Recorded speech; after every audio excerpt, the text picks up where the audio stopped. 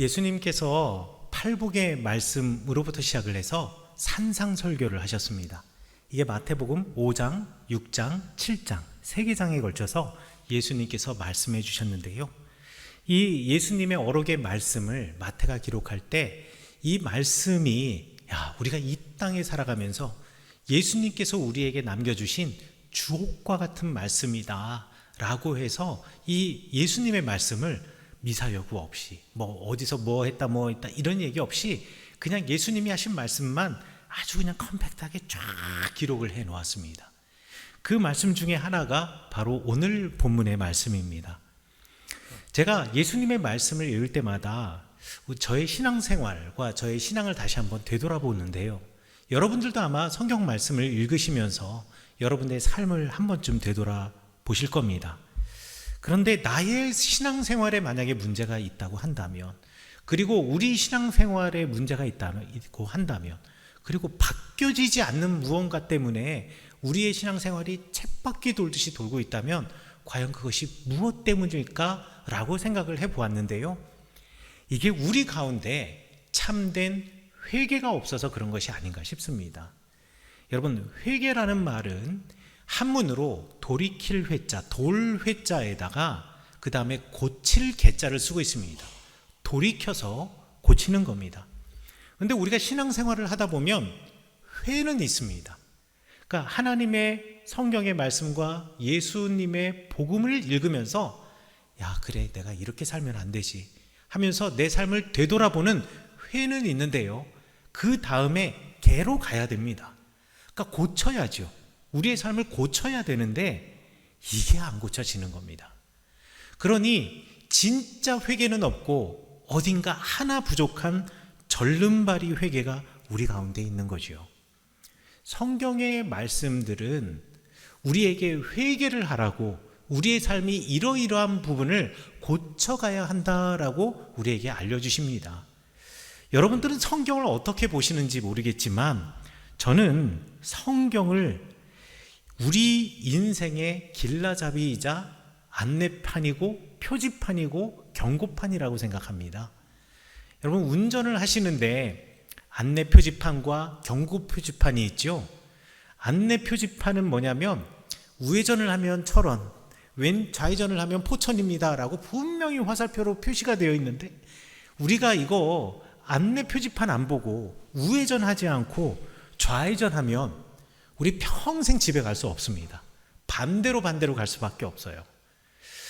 그렇기 때문에 우리가 안내 표지판도 잘 보아야 하겠고요. 경고 표지판도 잘 봐야 됩니다. 여러분, 경고 표지판 중에 중요한 경고 표지판들이 있어요. 제일 중요한 거는 첫 번째, 속도 표지판이요.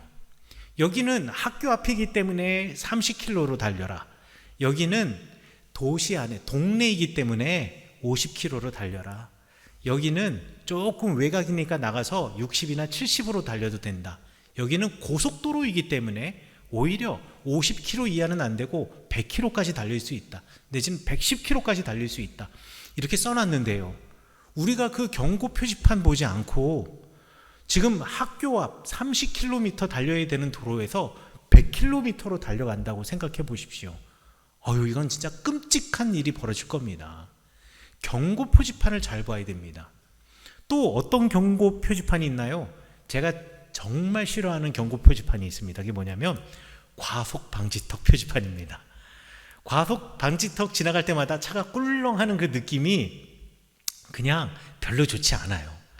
그런데 도로에 따라서, 도로의 제한 속도에 따라서 어떨 때는 이 도로 방지턱에서 10m 앞에 경고 표지판이 있고 어떤 도로는 30m 앞에 경고 표지판이 있는데요. 우리가 그 도로에서 과속 방지턱 경고 표지판을 미처 보지 못해서 그냥 쭉 달려나가면 어떻게 됩니까? 자동차 타고도 하늘을 날 수 있다는 것을 그때 알 수 있습니다. 일단 먼저 이게 앞바퀴가 닿을 때 쿵 소리가 나고요. 그 다음에 운전하고 있는 사람의 엉덩이가 한번 떴다가 떨어지죠. 옆에 타고 있는 사람, 요즘은 다 안전벨트 매고 있지만 안전벨트 안 매시면은요, 승용차, 낮은 승용차는 천정에 머리를 부딪히고 내려올 수도 있습니다. 뿐만 아니라 자동차 밑에 있는 서스펜션 다 망가져서 큰 돈 들어갑니다. 그러니 과속 방지턱 잘 보셔야 되고요. 또 중요한 게 뭐냐면요, 고속주행하는 지방도에서는 갈매기 표시판 잘 봐야 됩니다. 갈매기 표시판이 딱 앞에 보이는 순간, 아, 여기 커브길이구나, 속도 줄여야 되는구나. 근데 갈매기가 하나가 아니라 갈매기가 두 개다 그러면, 야, 이거 급하게 아주 도는 곳이구나, 속도를 더 줄여야겠구나. 갈매기가 3개까지 있거든요.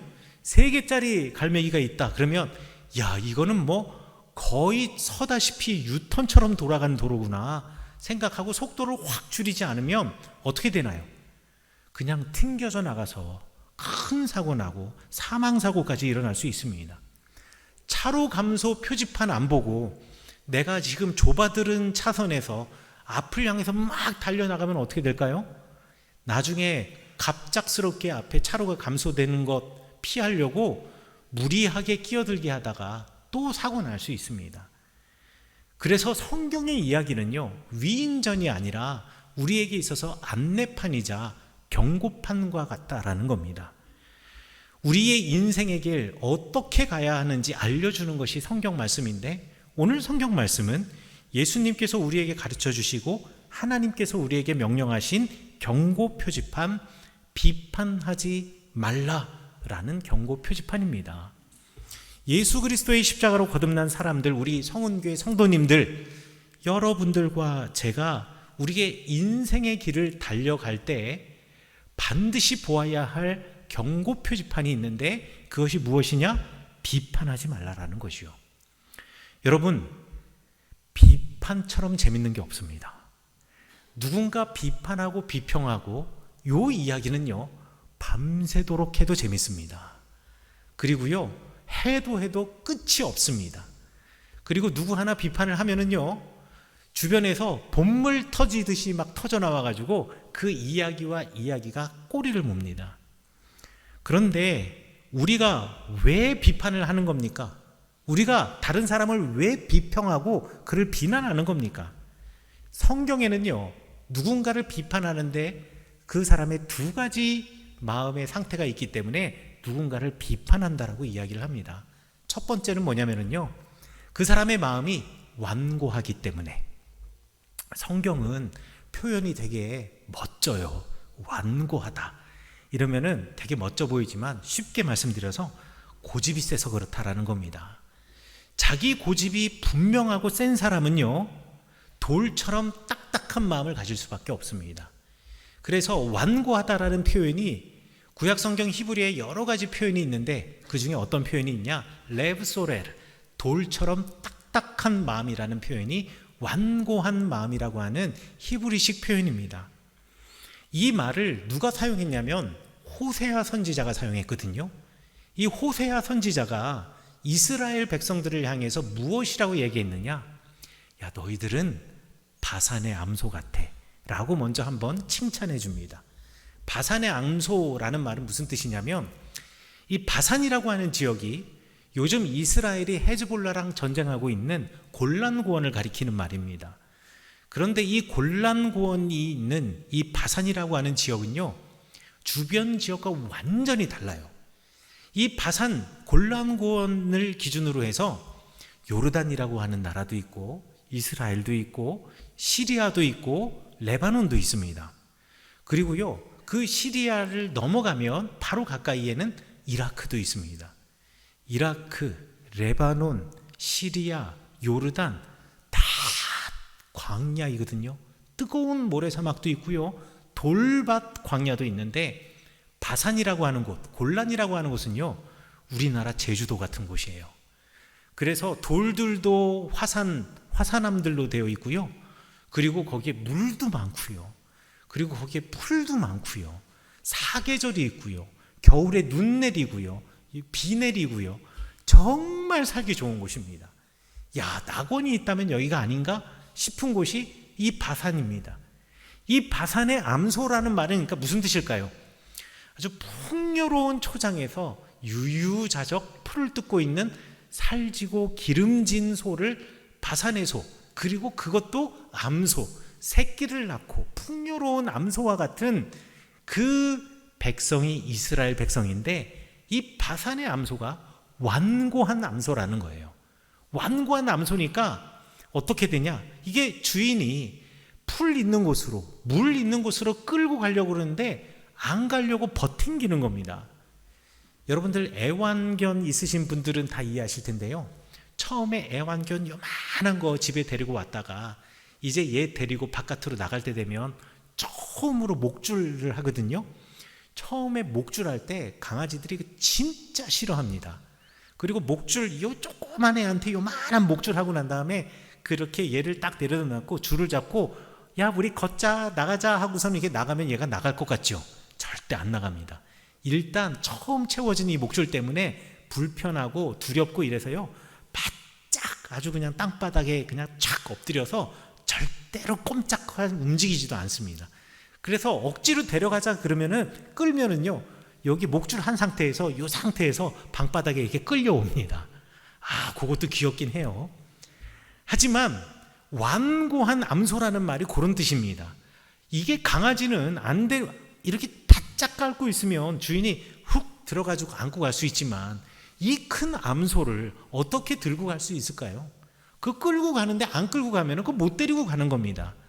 그래서 호세아서 4장 16절에 보면은요 바산의 암소와 같은 이 이스라엘의 백성, 하나님의 백성이라고 하지만 완고한 마음 가지고 있어서 양들은 가자 그러면 쫓아와가지고 푸른 초장 풀밭에 가서 좋은 것 먹이고 좋은 신선한 물을 마시게 할 수 있는데 이 완고한 암소들은 자기들 그 완고한 마음 때문에 그 고집 때문에 가지를 않고 오히려 끌고 가려고 하는 목자를 버팅기면서 그 목자를 비판하는 것이요. 그 목자의 말을 듣지를 않는 것이요. 완고한 마음을 가진 사람들이 그렇습니다. 완고한 마음을 가진 사람들은 누군가를 비판하고 그 말을 듣지 않는 것으로 끝나는 것이 아니라 그것을 오히려 좋은 곳으로 데려가는 그 사람을 비판하고 힐난하고 그로부터 멀어져 가려고 한다라는 거예요. 사람 중에서도 완고한 사람, 완고하다라고 표현한 사람이 성경에 있는데 대표적인 한 사람이 누구냐? 출애굽할 당시 이집트의 바로가 완고한 마음을 가진 사람이라고 성경에서는 이야기합니다. 10가지 재앙을 통해서 지금 우리 백성들이 막 죽어나가고 있고 고통을 받고 있어도요 완고한 마음을 가지고 있잖아요. 오히려 모세를 비난하고 아론을 힐난하고 여호와 하나님을 비난하는 겁니다. 이게 완고한 마음을 가지고 있는 사람의 특징입니다. 우리가 누군가를 비판하고 비난하는 거 좋아하는 사람들은 이런 완고한 마음을 가지고 있다는 거예요. 또 성경에서는요 이렇게 비판하는 사람이 가지고 있는 마음의 특징이 뭐냐면 교만하다라고 이야기를 합니다. 교만하다라는 것은 내가 판단의 주체가 된다라는 얘기고 하나님의 눈으로 세상을 바라보는 것이 아니라 나의 눈으로 세상을 바라보는 사람을 교만한 사람이라고 이야기를 합니다. 우리 사사기의 삼손이 그런 사람이죠. 삼손은 하나님이 선택한 사사입니다. 그런데 사사인이 삼손이 하나님의 눈으로 세상을 바라본 것이 아니라 자기의 눈으로 사람들을 바라보았어요. 그래서 하나님께서는 우상 숭배를 하고 그릇된 길로 걸어가는 블레셋과 싸우라고 말하는데 삼손은요 자기 눈에 보기에 블레셋 여인이 너무 아름답거든요. 그래서 그 블레셋 여인과 결혼하려고 합니다. 아버지가 말리죠. 아니 너 삼손 너는 나실인이고 그리고 하나님의 선택받은 사사이고 그 누구보다도 거룩하게 스스로를 지켜나가야 할 의무를 갖고 있는 사람인데 그런데 어떻게 네가 지금 블레셋 여인과 결혼하면서 블레셋 사람들처럼 살려고 하느냐. 그런데요 삼손이 적반하장으로 아버지를 설득하고 아버지에게 화를 냅니다. 결국은요 그렇게 블레셋 여인과 결혼하게 되고 나중에 삼손이 어떻게 됐나요? 하나님이 삼손에게 벌을 주시는데 블레셋 사람들에게 잡혀가지고 블레셋 사람들이 이 삼손의 눈을 빼버립니다. 자기의 눈을 가지고 살아가고 있었던 삼손의 눈을 하나님께서 블레셋 사람들의 손을 통해서 빼버리게 하시고 그제서야 삼손이 하나님의 마음을 알게 되어서 자기의 교만을 꺾고 마지막 장엄한 죽음을 맞이하게 되는 거지요. 교만함이라고 하는 것은 나의 눈, 나의 기준, 나의 가치관을 가지고 그것을 확신하고 그 바깥의 것을 고려하지 않고 나와 다른 생각, 다른 삶을 살아가고 있는 사람들을 비판하게 되어 있습니다. 그렇기 때문에 우리는 완악하고 완고한 마음, 자기를 고집하는 마음, 이 교만한 마음을 버려야 하지만 누군가를 비판하는 습관과 습성으로부터 자유할 수 있다는 것을 여러분 잊지 마시기 바라겠습니다. 자, 그런데 때로는 예수님께서 비판하지 말라라고 하신 이 말씀을 오해하는 경우가 있습니다. 그래서 비판하지 말라라는 말이 죄에 대해서도 악에 대해서도 옳고 그름을 말하지 말라라고 이해하는 경우가 있습니다. 절대 그렇지 않습니다. 여러분, 살인이나 도둑질이나 사기라든가 온갖 범법 행위들이 있지 않습니까? 이 범법 행위들을 비판하지 말라라는 말로 예수님께서 이 말씀을 하신 게 아닙니다. 오히려 이런 범법 행위까지 비판하지 말라라는 말씀을 들어서 침묵하는 것, 이것은 오히려 여러분 악에 동조하는 것입니다. 그렇기 때문에 범법 행위를 죄 있다고 판단하는 것은요, 오히려 바람직한 일이고 이것이 이웃을 사랑하라라고 하는 하나님의 계명과 서로 부딪히는 것도 전혀 아닙니다. 그렇다면 성경에서 예수님께서 말씀하시는 비판하지 말라라는 말, 이 말은 도대체 누구를 비판하지 말라라는 걸까요? 저는 세 가지 부류의 사람들을 여러분에게 소개하고자 합니다. 첫 번째, 무고한 사람, 죄 없는 사람을 비판하지 말라라는 겁니다. 민수기 12장에 보면은요, 모세를 아론과 미리암이 비판하는 내용이 나옵니다. 미리암과 아론이 누구냐면 모세의 누이고 형제들입니다. 근데 모세의 누이고 형제들이 모세를 비판하는데, 모세를 비판하는 근거가 무엇이냐? 너가 지금 구스 여자와 결혼하지 않았더냐? 라고 하면서 모세를 비판합니다. 그런데 이 구스 여인, 구스 여인이 누구냐? 이런 거에 대해서는 우리가 굳이 학문적으로 여기가 강의 시간이 아니니까 설명할 필요는 없지만, 여러분, 모세의 아내가 누굽니까? 십보라예요. 십보라는 미디안 사람이었습니다. 미디안 사람은요, 여호와 하나님 야곱의 자손은 아니에요. 그러니까 모세가 십보라, 미디안 사람 이방인과 결혼한 것이 이 아론과 미리암에게는 너무 못마땅한 거예요.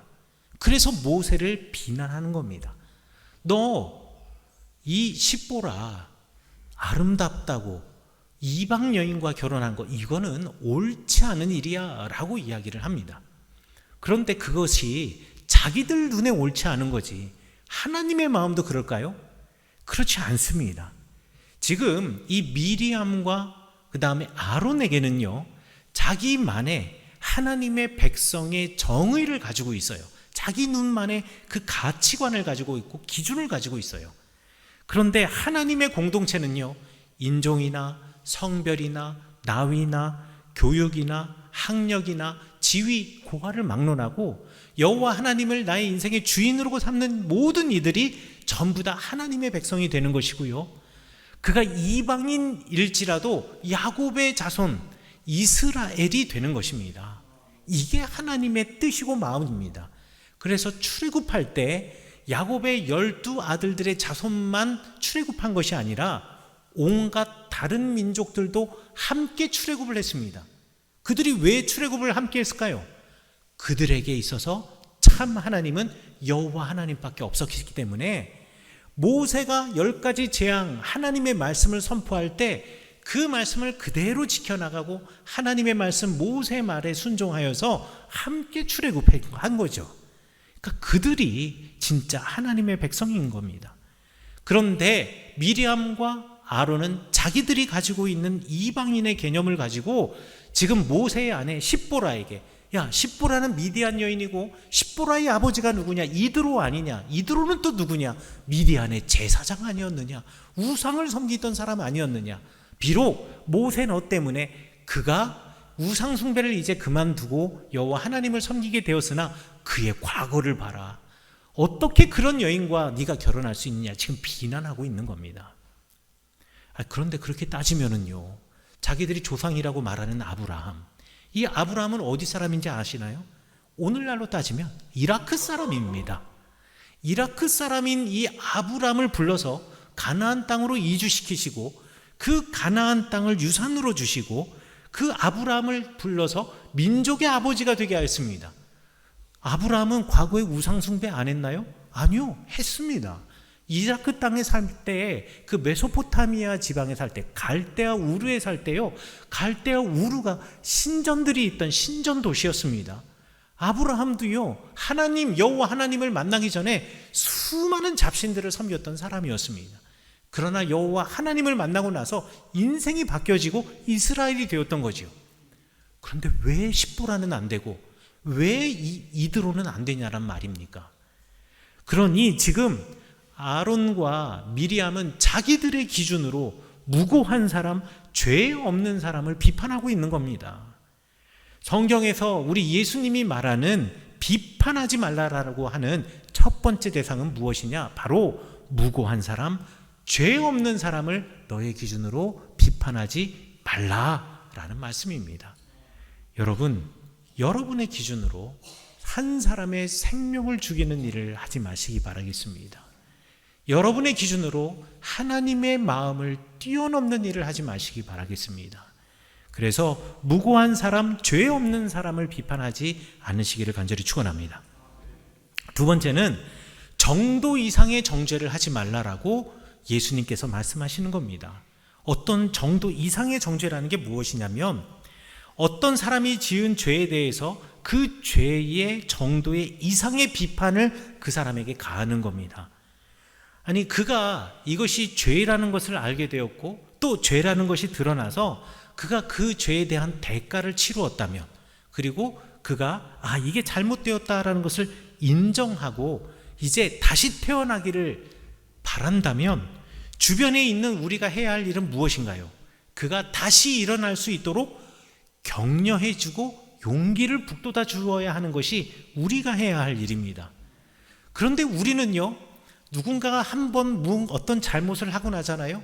그럼 이게 평생의 주홍 글씨가 되어서 그 사람을 쫓아다니면서 그 사람을 비난하는 겁니다. 우리 예수님께서는 그런 비난을 하지 말라라는 것입니다. 로마서 5장 8절과 9절에서 바울 선생님이 말씀하셨죠. 우리가 아직 죄인 되었을 때 우리 그리스도께서 우리를 위하여서 죽으심으로 하나님께서 우리를 향한 사랑을 확증해 주셨고 우리를 구원에 이르게 하였다. 만약에 우리가 과거의 어떠함 때문에 평생 주홍골씨 낙인이 찍힌다면 우리가 어떻게 구원을 얻을 수 있겠습니까? 죄인인 우리를 예수님께서 찾아오셨고 죄를 사하여 주셨고 용서하여 주셨고 우리가 이제 새롭게 거듭 나와서 구원을 얻게 되었으면 어느 누구도 우리를 가치 없다, 너는 소용없고 쓸데없는 사람이다라고 평가절하 할 수 없는 것입니다. 우리에게 구원의 길을 보여주시고 용기를 북돋아 주시는 것, 이것이 바로 우리 예수님께서 이 땅에 오셔서 우리에게 주신 은혜였습니다. 의기소침한 우리에게 옆에 찾아와서 어깨 한번 툭 쳐주시고 어깨에 손 올려주시고 갈 수 있어, 우리 하나님 나라 함께 갈 수 있어 라고 함께 등 떠밀어 주신 일이 바로 예수님께서 하신 일이었지, 야, 넌 안 돼, 너 과거에 이랬잖아, 너 과거에 이랬잖아 하면서 자꾸 옛날을 후벼파는 거, 이것은 예수님이 하신 일이 아니라는 것이죠. 여러분, 부부싸움 하실 때 부부간에 다툼 있을 수 있잖아요. 절대 옛날 얘기 좀 하지 마세요. 옛날 얘기 하시면은요, 끝없이 이 얘기는 끝없는 공전을 하게 됩니다. 옛 이야기는 옛 이야기고 그 옛 이야기에 대해서 그 사람이, 상대자, 배우자가 미안하다라고 얘기했다면 그걸로 이제 끝내시고 오늘을 이야기하시고 오늘을 어떻게 우리가 바꾸어 나아갈까를 이야기하시고 비판하기보다는 그래 우리 이렇게 하자라고 서로 간에 대화하면서 서로에게 그래 우리 이렇게 살 수 있어, 우리 이렇게 아름다운 가정 만들 수 있어, 우리 서로 용기를 북돋아 주시는 여러분 되시기를 간절히 축원합니다. 세 번째로는요, 증거 없는 정죄를 하지 말라. 증거 없이 비판하지 말라라고 예수님이 말씀하시는 겁니다. 이 증거 없는 정죄, 증거 없는 비판이요, 이게 정말 우리가 자주 하는 겁니다. 누군가 말을 전해 듣고 나는 그 사람에 대해서 잘 알지도 못하는데 누군가의 이야기를 듣고 그 사람이 싫어지는 경우 있죠. 그냥 싫어요. 왜? 누군가가 사람들이 그렇게 얘기하니까, 그러니까 나도 그냥 그 사람이 싫어지는 때가 있습니다. 그리고 그것 때문에 그 사람과 관계가 멀어지는 경우들이 있어요. 정말 그 사람이 그런 사람인지, 정말 그 사람이 그 일을 했는지는 중요하지 않아요. 다른 사람이 그런 말을 했기 때문에 나도 그를 그냥 잘못한 사람이다, 죄인이다, 그 사람이 문제가 있다, 증거 없이 그냥 정죄해 버리는 겁니다. 제가 몇 달 전에요, 한 이야기를 들었어요. 근데 이야기는 뭐냐면, 글쎄 그 사람이, 우리가 믿고 신뢰했던 그 사람이 이러이랬대잖아 하면서 그 사람이 잘못한 이야기를 들은 겁니다. 근데 너무 그게 저에게도 충격적인 거예요. 그럴 분이 아닌 것 같은데, 그럴 사람이 아닌 것 같은데, 그럴 친구가 아닌데. 그래서 그게 사실인지 아닌지 확인해 보고 싶잖아요. 여러분들, 누구에 관한 이야기를 들었을 때 여러분들이 그 사람이 진짜 그런 일을 했는지, 그런 사람인지 확인할 수 있는 가장 손쉬운 방법이 뭐죠? 주변 사람한테 물어보면 되죠. 그래가지고 정말 그런 일이 있었냐, 정말 그랬냐, 그래서 주변에 물어보면 사람들이 이구동성 얘기하면 정말 그런가 보다 라고 생각하잖아요. 그런데 제 생각은 달라요. 왜요?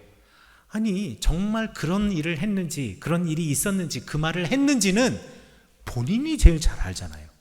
사람들은 항상 자기가 생각하고 싶은 대로 생각하고 자기가 듣고 싶은 대로 듣는단 말이에요. 그러니까 정말 그런 일이 있었는지 확인해 볼 수 있는 가장 좋은 방법은 당사자인 그에게 가서 물어보는 겁니다. 그 사람만큼 정확하게 대답해 줄 사람이, 그 사람만큼 사실을 말해 줄 사람이 어디 있냐고요. 그래서요, 저도 맨 처음에 그 이야기를 듣고 그럼 주변에 있는 사람한테 물어서 한번 확인해 볼까? 라고 생각을 했는데 이러면 안 되겠다라는 생각이 들더라고요. 왜요? 내가 그 사람이 정말 그런 사람이야? 정말 얘가 이런 말을 했어? 라고 주변에 있는 누구한테 물어보잖아요. 그러면 이 사람은요, 제 말을 듣고 이 사람이 그 말을 했구나라고 또 생각을 해요. 그러면서 이 사람이 정말 사실인지 아닌지와 관계없이 이 사람에 대해서 물어보기 위해서 주변에 물어본 모든 사람들이 다 이 사람이 그런 사람이다라고 낙인을 찍어버려요. 그래서 저는 기도하면서 아니다, 이건 누군가에게 물어볼 문제가 아니다 라고 해서요, 제가 전화를 했어요. 사실 이런 얘기를 들었는데 이게 사실이냐고. 그랬더니만은 아니라고, 오해라고, 그거 사실이 아니라고 이야기를 해주더라고요. 이야기를 들으니까 이해가 돼요. 그런 거죠.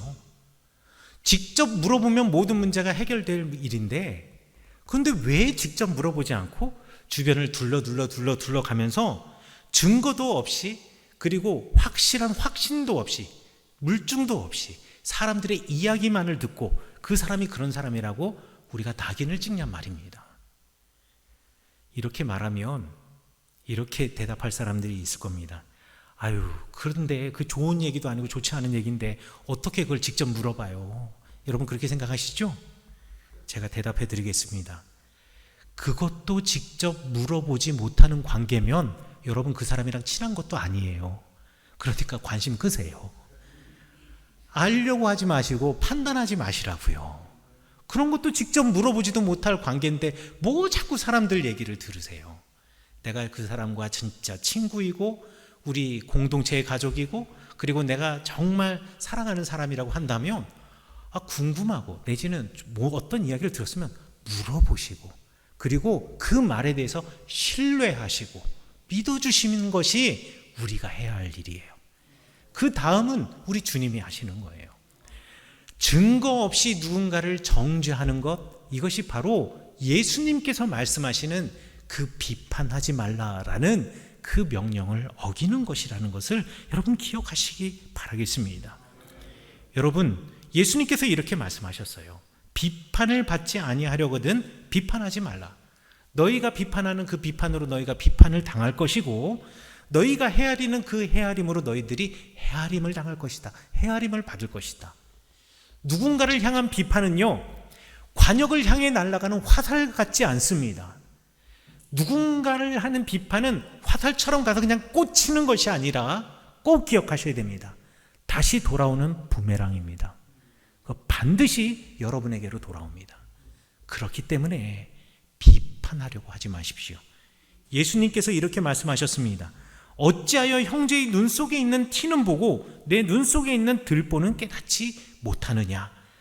와, 예수님이요 정말 점잖게 얘기하시는 거예요. 정말 예수님은 선비처럼 얘기하십니다. 어찌하여 형제의 눈 속에 있는 티끌은 보고 내 눈 속에 있는 들보는 보지 못하느냐. 그런데요, 제가 예수님께 꼭 한번 말씀드리고 싶은 게 있어요. 이런 말 해드리고 싶어요. 예수님께. 예수님, 너무 젠틀하게 이야기하시잖아요. 사람들이 못 알아들어요. 때로는 좀 직선적으로 얘기해 주셔야 돼요 라고 저는 예수님께 말씀드리고 싶어요.